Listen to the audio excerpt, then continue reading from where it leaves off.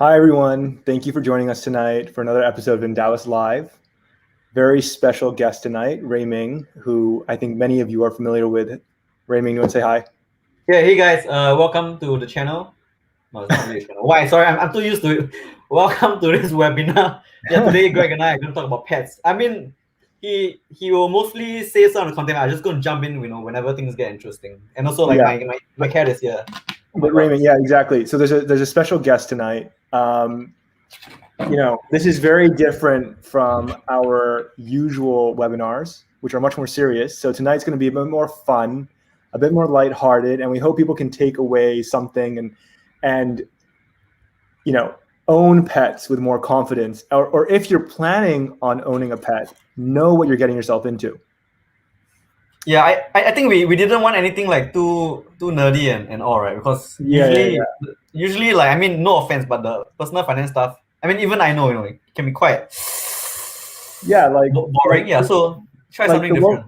the woke salary man is like really, really boring, Yeah, all the exactly, time. exactly. Yeah, One of it's like the it's most like boring super. insights in the Yeah, world. Yeah, I don't know why there's so many hundreds of thousands of followers. It's exactly, like exactly. it's pretty crazy. So, Okay, no, but I'm kidding. Guys, as usual, go to Slido 795927. Enter the participation code. You can ask questions there, upvote questions, and we'll try to get to them throughout the webinar and at the end of the webinar. Really quickly, a plug for next week. We have a really exciting webinar with BlackRock, the largest asset manager in the world. Super excited for Sam, our chairman and chief investment officer, my business partner, to be on the show with Vishal, head of client business for Southeast Asia, and Deborah, who's the Singapore country head and the regional head for Southeast Asia. So two of the most senior people at BlackRock in the region. BlackRock just crossed $9 trillion in assets. They are one of the biggest passive fund managers in the world. A great partner of Endowus, and you'll see a lot more collaboration between BlackRock and Endowus going forward.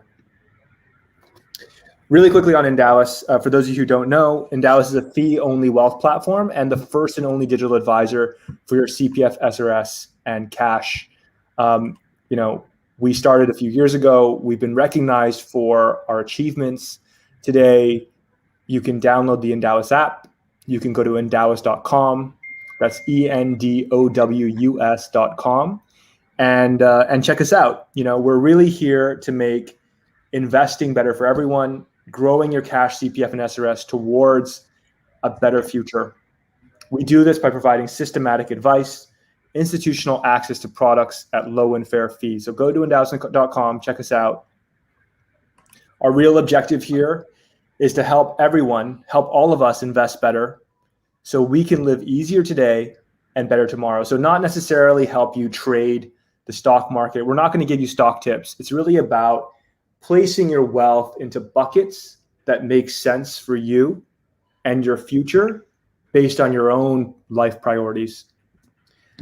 But today, we have a much more lighthearted conversation, but very, very relevant, and a lot of the same principles that we can apply. It's about how to invest in your pets with confidence. So to buy a pet, to own a pet with confidence from a financial perspective, so that they are always well fed. And of course, I think the ultimate thing to remember about owning pets is that they should add value to your life. And that value should be far beyond any financial consideration of owning that pet. I mean, in the case of Rui Ming, you want to tell us how you acquired Mew Mew? yeah, so actually the cat I got, actually the acquisition cost was actually like $0 because I just picked him up from below the void deck. But he was just really adorable, and I think like he's become like almost like a family member. So yeah, so had him for like around 2 years. So oh my god, okay, sorry, he's being very fancy. Yeah, I mean, so that's my pet. Do you have any pets, Greg? I have two children. Yeah. Yeah. So you have two pets, kind of. I have two. Yeah. I have two children who are also non-revenue generating. Not yet. Not yet. They could. They have potential of being revenue generating a long time in the future. Yeah. But that's of course after 18, 19 years of very, very high education bills, etc. Yes. But Of course. I was surprised when we were putting this webinar together. I was actually very surprised by the cost of owning a pet, and Sure. it is not insignificant at all. But before we get there, I also found out that the people of Endowus have a lot of pets. So here's just a little collage. We'll introduce some of the pets later on in the webinar, and it's crazy. I mean, a lot of my coworkers are pretty young. They may live with roommates. Some of them have families, young families, but they have a lot of pets and all sorts. And most surprising, I think someone even has a bug. I don't know what kind of bug this is, but there's a bug. It's like is there like a wood louse or something? Looks like someone, person told me, don't really remember, but pretty amazing.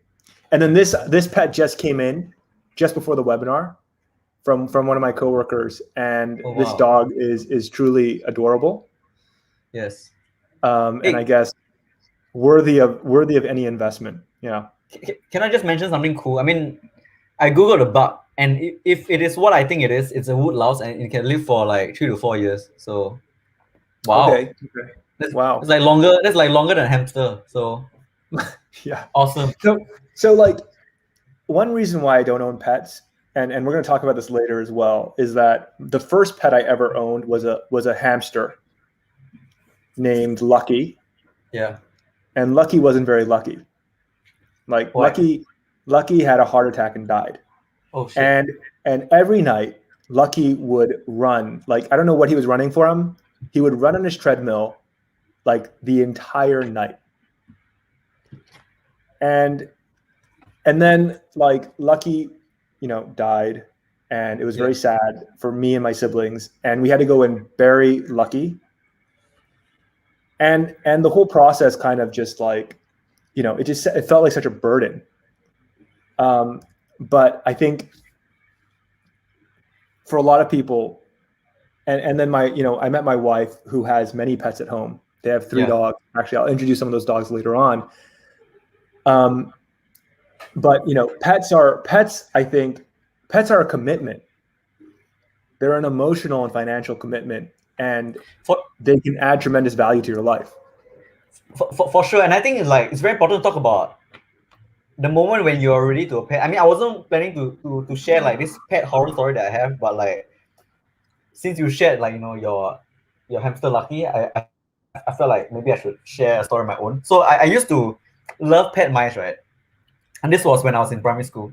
So I had this like pet mouse called like Spotty, and I'll bring him everywhere. And I had him for about like 6 months. Then one day, during show and tell, the teacher asked me to bring something that I was really proud of to school, and I decided to bring Spotty. So I put Spotty in my school bag, along with all my books. I went to school, and then like when it was my turn for show and tell, like I reached into the bag, and that's when I found Spotty, like squished under the weight of all the books. And since then, oh my goodness. Yeah. And I think I was only 10, and since then I've been like horrified of squishing small little animals. So I think it's really important that people are responsible enough before you let them take care of pets, and especially like no one should give pets as gifts, because especially to young children, such as my 10-year-old self, who is very guilty, but don't worry about it. Yeah. So that's my cool contribution to this section of the webinar. I hope you have enjoyed it. Thank you. Welcome to my TED Talk. Thank you. That is a traumatic story. Thank you for sharing. No worries. That is okay. Continuing. I mean, why we did this webinar? I think people find investing complex, but pets adorable. And we want to make it more relatable. We want to make it more, we want to help you make an educated decision on whether or not you should own a pet. Yeah, And I guess like we mentioned earlier, like, I mean, a lot of investing is always about pretty technical, boring stuff, graphs and charts. But we thought by doing this, we could kind of reach out to a new audience. So I think we have taken some we have pushed some boundaries of like creativity a little. So if the examples are not perfect, do cut us some slack. But we assure you, they can be quite interesting. For sure. And this is one of the Endowus engineers. I was a bit upset when I saw this picture because this cat is blocking the engineer from coding. Yes. And not only is it not revenue generating, it is loss creating. Exactly. Yeah. I mean that's cool. I mean, it's cute, but I mean, it's not great for us, not great for our clients. But yes. Anyhow, we'll give the pet cut the pet some slack. So how much does a pet cost? And these are my two pets, my two children, Amelia and Alexander. The three of us actually just got out of the hospital together because we unfortunately caught COVID. So that was a crazy new experience. So I finally got out of the hospital last week. Actually, at the end of last week, I was in the hospital with them for about 2 weeks. And it was interesting. I mean, I had never spent so much one-on-one time with them. Wow. And it was fun. I mean, of course, we were sick, but they recovered very, very quickly. Now, pets, humans, are expensive, and they are emotional. And like Lucky, like your mouse. He has a name. It's called Spotty. You need to also plan for unexpected things, and you need to be responsible. You need to, you're taking ownership of a live thing, and you need to be responsible for that thing. So I'm going to skip forward really quickly and I'll come back. This to me represents the cash flow of owning a pet. So initially, you'll pay a lot up front, and then you'll have a lot of recurring expenses. And then as you get towards the end of your life, you will start to see some end-of-life costs. Now, to sort of visualize this cash flow as compared to owning a pet, I overlay it with this emotional benefit chart, right? So this is like the emotional benefit of owning a pet. Before you buy the pet or acquire this pet, you're probably thinking a lot about the pet that you're going to own. So you're really, really excited and happy. And then, when you buy the pet, you think this pet is totally worth it. It doesn't matter if it's you take it off the street and you take care of the pet, or if you go into the most expensive pet shop, and sometimes people spend like $15,000, $20,000 on some very, very special purebred dog. You think that what you're getting out of owning that pet is greater than what you're paying for it. So that's fantastic. I mean, that's always a good trade-off.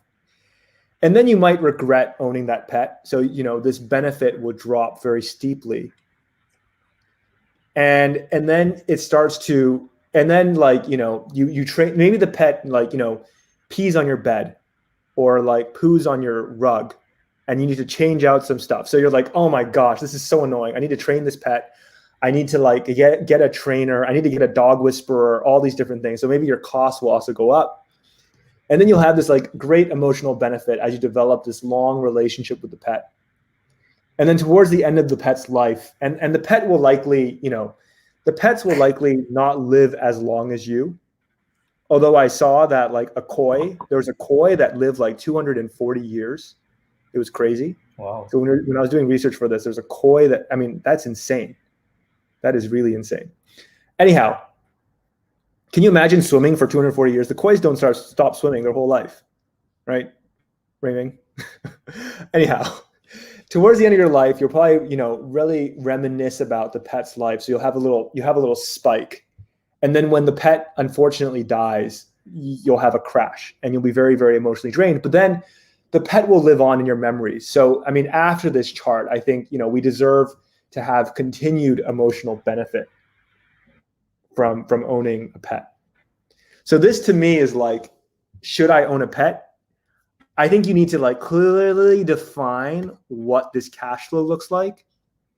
And you're taking like a tangible cost and then somehow relating that to like an emotional benefit of owning a pet.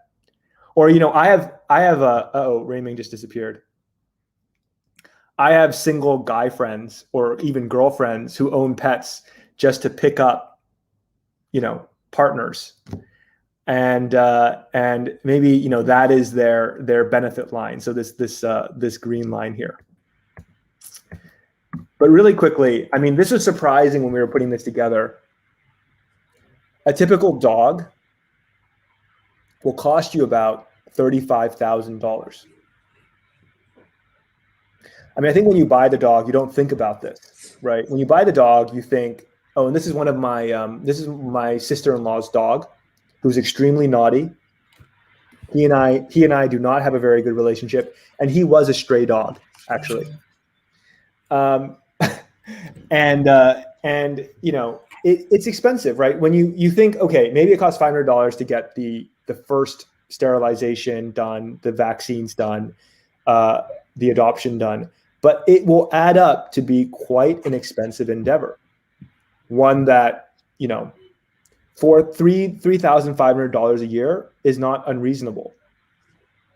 So I think it's important to know what you're getting yourself into, and pet accessories, pet food, pet grooming, pet, all this stuff, because pets have become more and more popular, I think the inflation on pet stuff has actually gone up. I don't know, Rui Ming, have you had any experience with that? Yeah, I think mostly because my cat, I mean, we tried to buy like a few expensive toys for him, but somehow he doesn't play with those.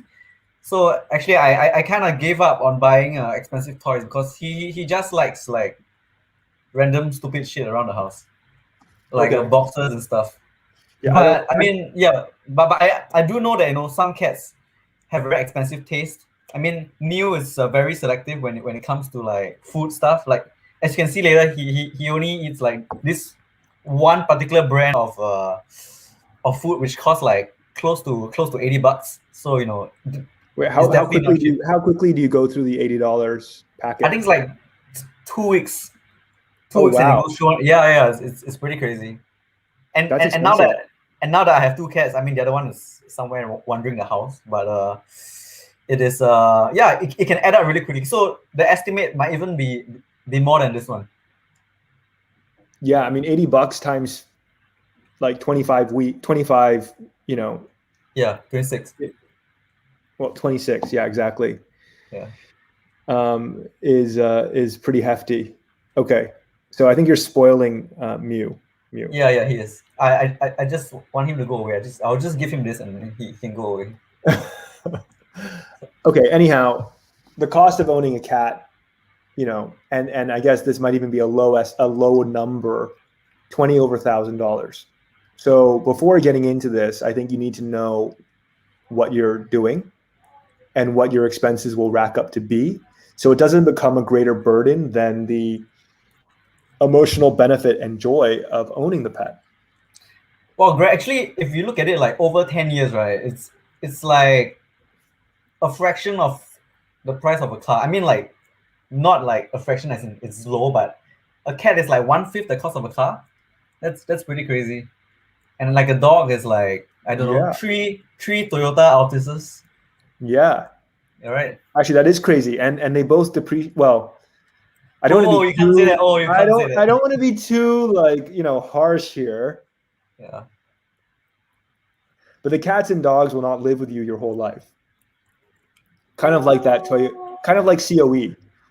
You know, COE expires too. Some cats, some dogs. I mean, this guy's gonna live forever, so it's like an exception. Yeah. Okay. I think you're emotionally attached. Yeah, I am emotionally attached. Okay, Rui Ming, can you tell us about this crazy food you have here? Yeah, I was saying, I mean, my cats only eat this like particular meal called Taste of the Wild. It costs like $78. And trust me, like I've tried like looking for like cheaper food, but they just refuse to eat it, and like my heart aches, so I usually just cave in and buy this for them. But all in all, you know, I would say like they will cost me around like 3,000 a year. And because now I have 2 cats, right? So you don't really double the cost, but you kind of like add on to the first cat because they can kind of share stuff. Yeah. Another thing that I thought was pretty interesting is that recently, because I run like an Instagram page for my cat. He's called revenue generating cat. You should follow him. Yeah. Okay. Some pet pages like reached out to us and actually say that we could get paid $80 per post. So I'm just thinking, even if we did like 12 posts a year, we will still be 2K in the rate every year from owning a pet. And you see, like, the other thing I want to mention was that sometimes when you own a pet, there are like additional costs. I mean, apart from the pet accidents or like or like bringing your pet to the vet, sometimes they can either like create a huge mess in the house. They can spoil your sofa. I know my sofa is like scratched up. I don't even know how to tell my landlord, that the sofa is scratched up. But we'll cross that bridge when it comes to it. Oh, They will, I hope your landlord's not watching this. Okay. Yeah, not. Who cares? Yeah, but okay. I mean, I care. So that was uncool of me. Yeah, but also I know that many parents like they don't really like pets in the house, and sometimes you might want to include the cost of renting as part of owning a pet as well. So you need to take all this into consideration, not just the number that we provided earlier, because it can be a lot more than you might expect. I think that's fair. So again, upfront cost. Can I just like jump in on like a cool story? I think it's very important to get your parents buy-in whenever you get a pet. I remember like when I was young, my mom also gave away like a whole bunch of my hamsters when I was a kid, like without telling me. I would just like go out one day, and then when I came home, all my hamsters were gone. So yeah, it's very important to get your parents buy-in, especially if you're owning the pet and you're still living with them. Sorry, Greg, I interrupted. I just want to share like the traumatic memory. That does sound very traumatic. That does sound very traumatic. So again, I think this chart is actually really important for people to understand. It might be a bit too like objective. Yeah. But when you're entering this decision, do I want to spend $35,000 over the next 10 years? And will the joy of owning this pet or being a good person and taking the pet off the street, will it surpass that? I mean, it's a real question, you should ask yourself and know that the pet is much more expensive than just that upfront cost.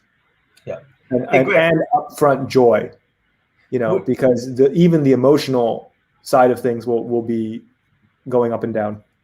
Would you say like your kids are like kind of like this chart, but I guess they will outlive you? So do you think so? Yeah. I think they're kind of like this chart, but I expect them to be revenue generating and take care of me in the future.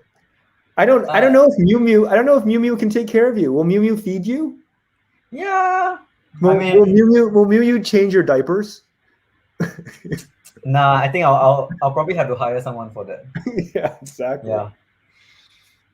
So maybe Mew Mew will be such a big, revenue generating cat influencer that I think it seems unlikely, but yeah, It seems unlikely. Okay. Yeah, it seems very unlikely. It's quite low IQ. Yeah, my wife didn't want me to put this picture up because I'm half naked, but it's still PC. This is her dog Simba, who she bought just before meeting me, actually. So you do have a dog, or is that how you split assets? So yeah, she bought the dog just before meeting me, and her commitment was that the dog would replace any boys that she might date. And then I came along and I actually displaced him. Oh no. Yeah. So he and I have had a very volatile relationship. Wait. Where's Simba now? Simba's with her parents. Ah, okay. Yeah. And now we have our children as pets. So I see. The question I say, and this goes back to this, like how do you quantify joy? Like, is it even possible? And we do things that are not always financially responsible because it should serve our lives. So, this is maybe a stretch, but I think investing in a pet, deciding to invest in a pet, is like dividend investing. Because the second you buy that pet, despite its cost, it will start paying dividends in the joy that it brings to your life. And to me, and the reason why, this is a bit of an Endowus plug, but the reason why Endowus exists is because money is not meant to control your life. It's meant to serve your life.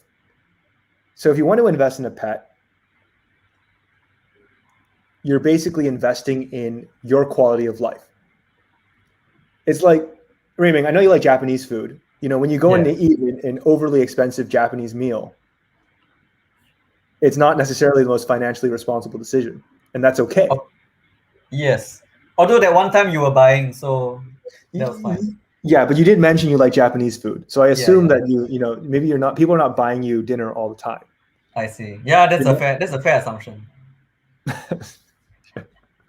Okay, so anyhow, treat pet like dividend investing, in my view. Yeah, so these are two of my pets. The left one is Muse, the guy you see here. Then we recently got like another cat called Buggy, who was running around the neighborhood. Cool story. He actually like mated with his sister, and now the sister has siblings. So actually, even though he's called Buggy, a better name for him might have been like Jamie Lannister or something. But I guess Buggy works as well. Anyway, cost of acquisition for these two cats, they were like $0. We just picked them up from the street. I think like there are many community cats in Singapore, but I think we should kind of work towards having no community cats where everyone kind of brings home like cats instead of leaving them, like keeping them for a while and then releasing them onto the streets, because that's just irresponsible, man. Yeah. Yeah. Anyhow, your cats are very cute, I have to say. Thanks. They are the cutest pets in this webinar. I don't know about that. I think you're being impartial. Sure. Yeah. I don't think so. Yeah. All right. Yeah. So like a calculation that we did. I mean, this is just us trying to make investing relatable. But I think when you talk about like affordability when it comes to a pet, right? How you can think of it is whether or not your investment returns can cover the running costs of your pet.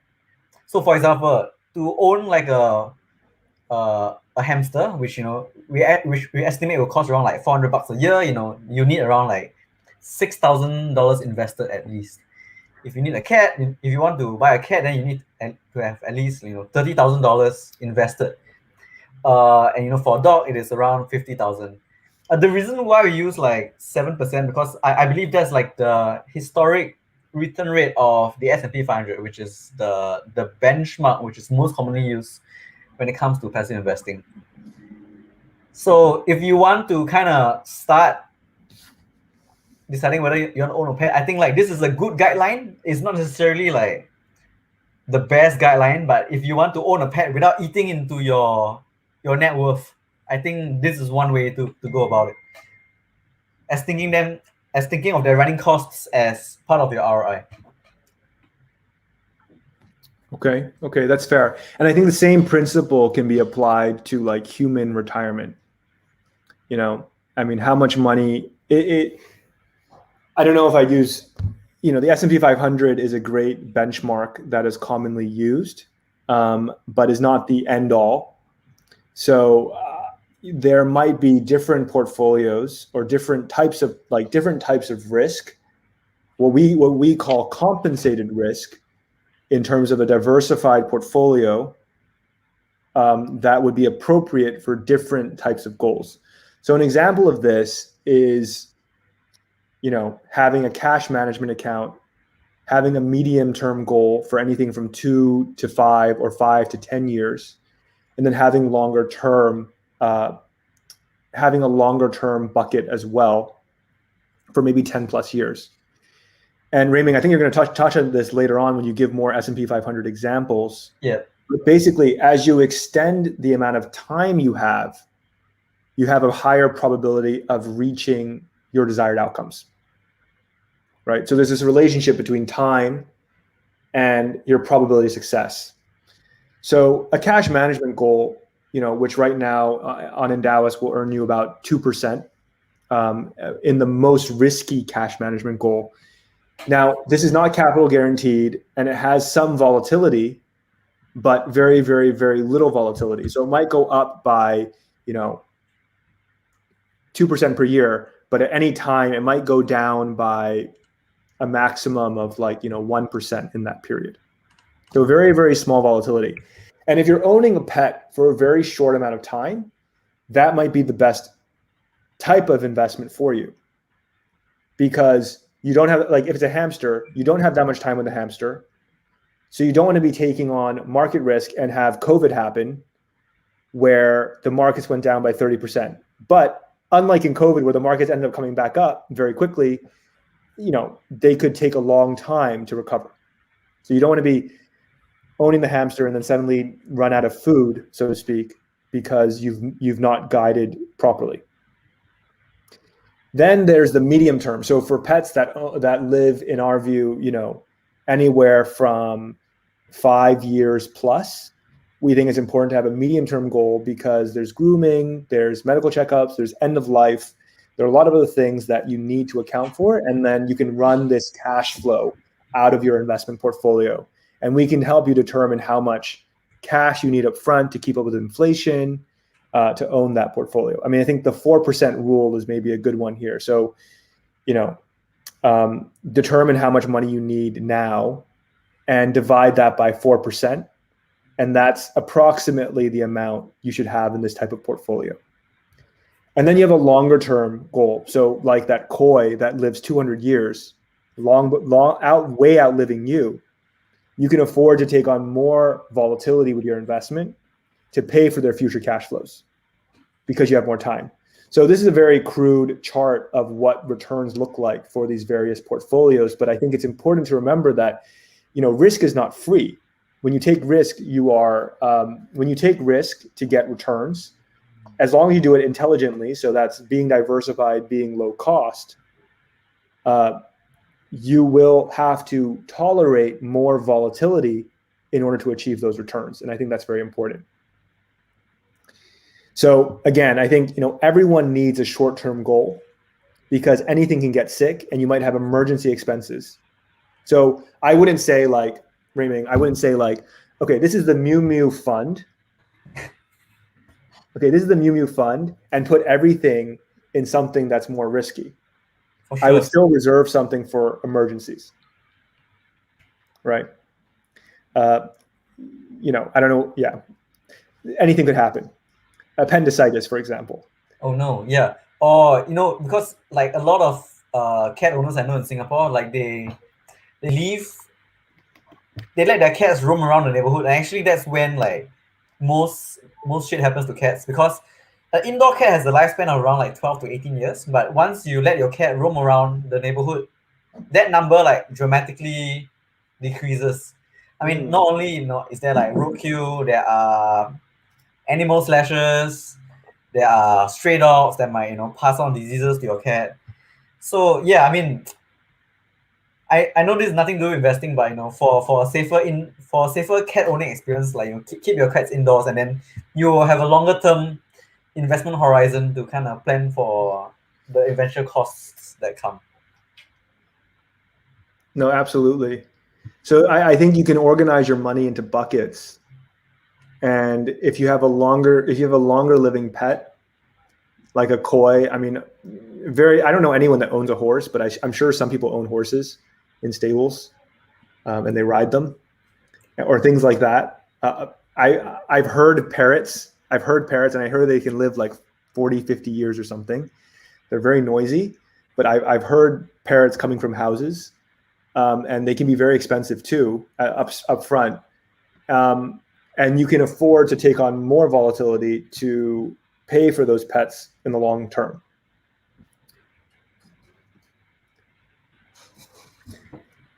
Yeah. Now, So yeah, go ahead. yeah. Go ahead, Raymond. Is it me? Yeah. Is it my slide? Is it your slide? I'll take this one. It's your slide. I'll add to the end of it. Yeah. All right. Yeah. Sure. So I mean, we've talked about running costs, but I think it's also worth to talk about the costs that kind of will come at the end of your pet's life.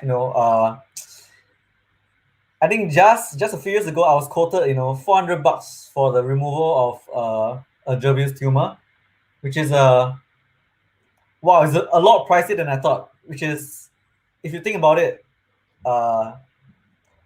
more than 20 times the cost of the gerbil. So more than 20 times the cost of the gerbil. Yeah, exactly. Oh, man. I mean, this is just for gerbil's and other small animals, because I think they're exception. But I think when it comes, yeah. So you let the gerbil die? No. We kind of split money to kind of pay for it. To kind of put it to sleep. Okay. So you did not remove the tumor? No, we did not remove the tumor. I mean, because it was affecting like its quality of life. Yeah. And yeah. So I mean, this is important, right? Pet owners need to think about this before they buy a pet. Yeah. Like, because when the time comes, do you want to go through that trauma? Yeah, and it can be, like I said, like a lot pricier than you might imagine, because vets are.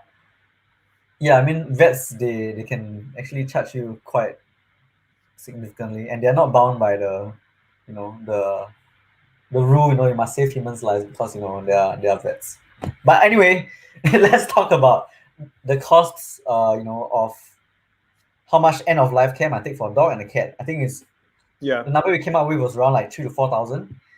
And as you can see, like the cat here, whose cat is it? Greg, is it Etienne's cat? Etienne's cat, yeah. Yeah, Etienne's mom's cat. Etienne's mom's cat. Yeah. So one of Greg's colleagues' mom's cat, is diabetic, and the treatment costs up to $500 a month. And that means if like the cat keeps on living, which is a good thing, just to put it out there. Yeah, the cost will actually be huge over the next few years. I mean, that is crazy to me. I mean, when Etienne told me this, and I see that there's some chats going on the side here. You develop such a relationship with this animal, and that's great, because I think that it's like dividend investing. Again, you're just receiving dividends all the time to improve your quality of life, and that's the greatest thing to invest in. But this diabetic cat costs $500 a month for treatment, and if you stop the treatment, the cat will die. Yes. I mean, that to me is really sad. Yeah, I was just looking at like the comment section from Sylvia, and she was saying that towards the end of her dog's life, Dahlia, she was paying like $2,000 a month for 2 years to keep the pet comfortable. So that would have been, I think, $48,000 roughly. Not roughly. Sorry, my math is failing me. 24. Yeah, $48,000. $48,000 for 2 years. For 2 years. Yeah, $48,000 for 2 years. Yeah. So I mean, and I think it's perfectly reasonable, because when a pet lives with you long enough, they kind of become like a family member. So it's not something where like in the past when you're young, maybe you had a goldfish. I know I had goldfish. When they die, I just like flush them down the toilet bowl. So like completely emotionless. Yeah, but I don't think you can kind of do that for an animal that has been like that lives by your side throughout the years, accompanies you, watches you and your children grow. Yeah, so I think it's very important that we prepare for that. Which brings me to like the next slide. Oops, sorry. Yep. Hey, it's fine. So once again, we're talking about investment horizon, right? So you can so we try to do this comparison where we compare animals' lifespan to the end of life costs. So early on, we mentioned like a gerbil, but actually it says here hamster, but roughly the same thing. When preparing for the end of life cost, you kind of have like a short investment horizon, because its lifespan is only 2 to 3 years, at best 5 years, but usually that's a rarity. So if you have 2 to 3 years to kind of generate cost for end of life, right?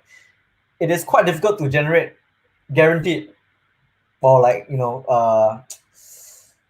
expected market returns, because 2 to 3 years the market can be volatile. And just to kind of put an example, a lot of people always say the market generally goes up. I mean, even we say it, when you do passive investing, just buy the market rises in the long term. But what some people forget is that long term can mean 10 years. The example here I've cited is, if you look at the graph, it says 30th November 2001 to 6th February 2004. So that was a period of I'll say like 2 to 3 years roughly. And the period then was actually known as the lost decade, which came after what was that? The dot-com bubble. I think I was in primary school back then, so forgive me if my memory is a bit off. So for such for animal like a hamster, you might want to keep its end of life costs. It's a sort of like end of life fund in a money market fund instead, because anything can happen within 2-3 years, and you might not be able to grow that money before something happens. Yeah. Next slide. So that's exactly. Sorry. Yeah. Okay. Yeah. So now we get to like dogs. Generally large dogs live shorter than small ones. Like my girlfriend's a Silky Terrier, I think, lived for like 14-15 years or something. So that was pretty amazing. But from my knowledge, like larger dogs have their bodies fail more easily, not more easily, more rapidly. So if you're planning for a large dog, the medical fees for a large dog, you might wanna take on a more balanced portfolio, because even even in 7 years, you might not make money from the market. Once again, I am referring to past, the dot-com bubble, where actually people lost money after holding their funds for 8 years. So as you can see, from November 2002 to January 2009, the market actually produced like a negative result. So for these instances, you might prefer to take on like a balanced portfolio. So what I'm saying is that you might want to keep like some money in the emergency fund we talked about earlier, like the money market fund. I think Endowus's offering is Cash Plus, right? Correct? Cash Smart. Yeah, Cash Smart. Yeah, sorry about it. Yeah, and then you kind of keep like the other part to invest in the market, so that you can still grow your funds, but in the event you don't make money, you still have some funds in Cash Smart or money market fund to kind of pay for the expenses of your dog. Of course, with of course with longer living dogs, next slide. Yeah, the chances of this is reduced. So if you are planning for an animal that whose lifespan is well over like 10 years, like either like my kind of cat that lives forever, or like a parrot, lifespan around 40 years, or a terrapin, lifespan also around 40 years, then you have no excuse to not prepare for the end of life, because over a period of 14 years, the US market has never returned a negative result. So as you can see, in the long term, in the really long term, over periods of 10 years, the market usually makes money. Except for in the lost decade, which is why it's called the lost decade. Yes, but I mean, once you extend it past the lost decade, then yeah, you make money. So this is where I would say, the S&P 500 is a great index, and Endowus offers the S&P 500. We're the only way to buy the S&P 500 with your CPF in Singapore today. But there is something to be said about being much more globally diversified, because this will help you actually avoid the lost decade. I think in the last 10 years, you would have sacrificed some returns compared to the S&P 500, which has done extremely well. But the S&P 500 only represents the 500 biggest companies in the US, and you can actually be much more diversified than that. So as you broaden diversification, I think your probability of outcomes actually decreases. your probability of outcomes decreases. So the distribution of outcomes decreases. So for us, when we think about taking on equity risk and dialing up that equity risk versus maybe fixed income or money market funds, like we were talking about earlier, you can do it with the S&P 500, but you may actually want to do it with an even more diversified exposure that covers developed markets and emerging markets. Fair enough. I mean, I guess this will come at the cost of like growth, but I guess like growth isn't always like the most important thing. Yeah. I think there's also, because I see a lot of young investors chasing like max growth. But I think there's also merit in kind of managing your portfolio, to be like kind of like an all-weather portfolio, not just geared for maximum risk. Well, I mean, growth as a factor has historically underperformed value and small. It's outperformed massively in the last decade. And everyone's seen that, like mega cap growth, like, the Facebooks and Googles and Teslas and all that have massively outperformed. But if you look at, the last 95, 96 years, that has not been the case. So I think, okay, we're not going to go deep into markets today, but I think something to remember as an investor is that the market's pricing takes into account all known information or perceptions about stocks. So the risk return of owning that stock at that price takes into account its growth prospects. Just like the risk and return of owning maybe a very boring stock, like some of a bank stock versus Tesla. The market has priced those assets so that the risk and return is not necessarily, like, it should be in equilibrium, but it's never in equilibrium, which is why you diversify so broadly, so that in general you're capturing that market risk premium. So that's the argument for diversification. That's the argument for not necessarily chasing growth and momentum, which may outperform in the short term, but may not work over the life of your parrot, which could be 40 years, for example.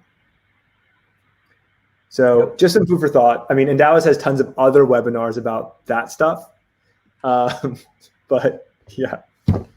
Yeah, I think closing out this session, we just want to caveat, like these are just, I mean, the projections that we gave earlier were just to account for the end of life costs. Whenever you have a pet, you should always have proper emergency funds, So whatever those charts were, you just add on top of like any emergency funds that you might have, maybe like 6 months of your salary set aside just to deal with, any surprises, surprise accidents that your pet might get into.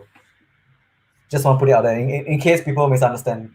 Yeah, so that's where I think that CashMart or that money market solution really comes into play. And the same goes for you as a human. I mean, I think, unexpected things can happen to us as well.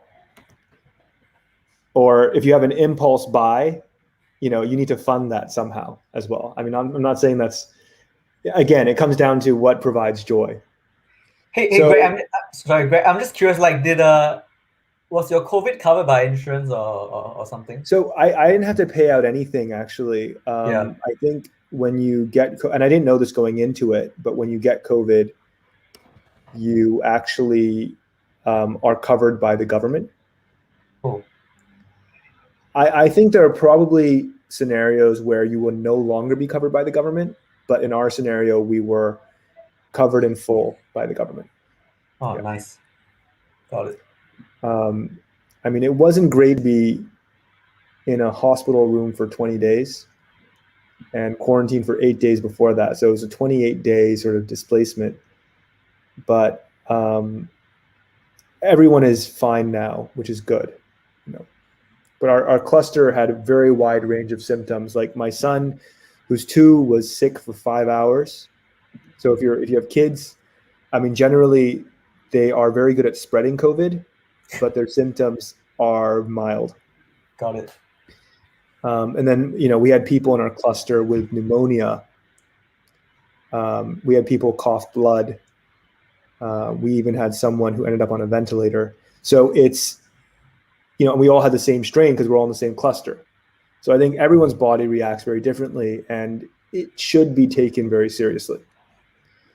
Anyhow, that's the COVID story. How Endowus can help you invest for your pet. We offer a number of solutions. Cash Smart, General Investing, and Fund Smart is the way we bucket them. So when you create an Endowus account, you'll be able to pick any of these solutions. What we were saying about does emergency fund, those shorter life pets, this is a great option, the Cash Smart option. For medium life pets, the 7 to 15 year sort of life expectancy, where you need to be paying recurring fees and also prepare for those end of life requirements, general investing goals would be great, where you have a range of risk levels to choose from. And you can contact Endowus, MAS licensed reps to help determine what the right level of risk you should be taking for your particular pet or yourself. And then finally, Fund Smart, where you can invest in a single fund or the S&P 500. I don't necessarily think this is necessary for your pet, but you can invest in thematic funds, in income funds, in REIT funds, all from the best managers in the world, very simply on the Fund Smart platform.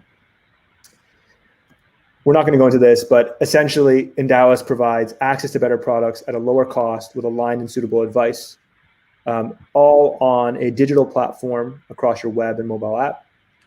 Go to endowus.com and find out more. So think about investing for all your wealth and your pet's needs, right? You can save better on the Endowus platform, you can invest better, and you can build portfolios that are for very specific needs or for things you want to express. So finally, we'll go to some Q&A, but I hope that this has given you some confidence to invest in your pets with more confidence. So your decision to own a pet can be more confident, so that they're always well fed, and most importantly, they provide the joy into your life and the life of your loved ones, which was the original objective, and they have a joyful life as well. We have a quick question that has been upvoted on Slido, and that is, can Muse do some stock picking? Wow. Well, Muse is actually, he's more of a crypto investor, so he buys like a lot of shit coins. He's actually a lousy investor. He is very heavily invested into like Doge and SHIB. I mean, he has some more mainstream coins such as Bitcoin, Ethereum, Cardano, Polkadot, that kind of stuff. But so far he has not performed well this year, because he got in at the market high of February. So he can't pick stocks, but he can anyhow pick crypto. So that's it for him. But he's a entirely different entity from me. So just want to disclaim it. Yeah, independent thinker. Yeah. Yes. Okay, that's good to know. I'm sorry to hear about Muse's crypto wallet. Hey, I it's guess fine. maybe he couldn't open an account at Endowus, and that was the problem. We couldn't take him. He wasn't old enough. Yeah. I think he's only 2 years old. So yeah. We can't take 2-year-olds at Endowus. So I'm sorry about that. Cool. Well, thanks, Rui Ming. This has been fun. I hope everyone, got some laughs and took something away from this, not only for their pets, but for themselves. And, that's the end of the show today. Thanks, Greg. I had fun, and Muse is asleep. He's a lazy ass. So thanks, man. Thanks for hosting this. I had fun. Yeah, no, thanks a lot. Thanks a lot, man. All right. Have a good night, everyone. All right. See you. See ya.